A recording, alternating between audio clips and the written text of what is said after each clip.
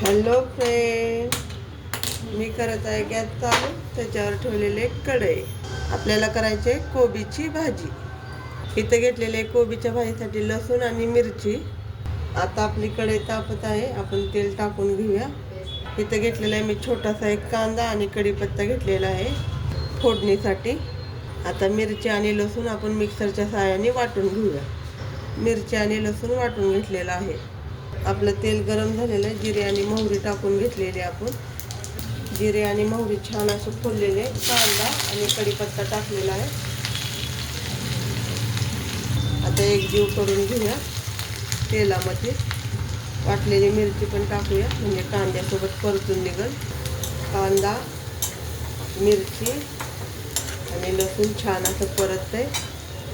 तर आपण एक छोटासा टमॅटो चिरून घेऊया. टमॅटो चिरून झालेला आपण तेलामध्ये टाकून घेऊया. थोडीशी हळद टाकून घेऊया तेलामध्ये.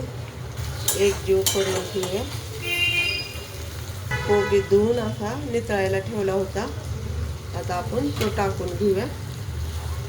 थोडा थोडा करून कोबी सगळा टाकून घेतलेला. आता एक जीव करून घेऊया.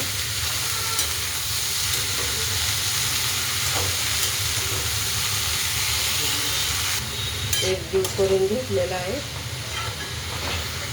इथं मुगाची डाळ मी निवडून अशी धुतलेली आहे. आता ते टाकून घेते. मुगाची डाळ टाकली. आता एक जीव करूया.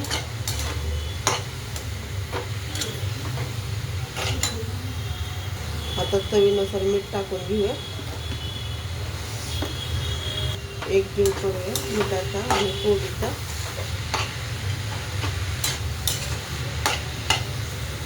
आता वापरण्यासाठी आपण ताट झाकून ठेवूया एक 10 मिनिटासाठी. आता आपण ताट उघडून पाहूया. आपला कोबी छान असा वापरलेला आहे.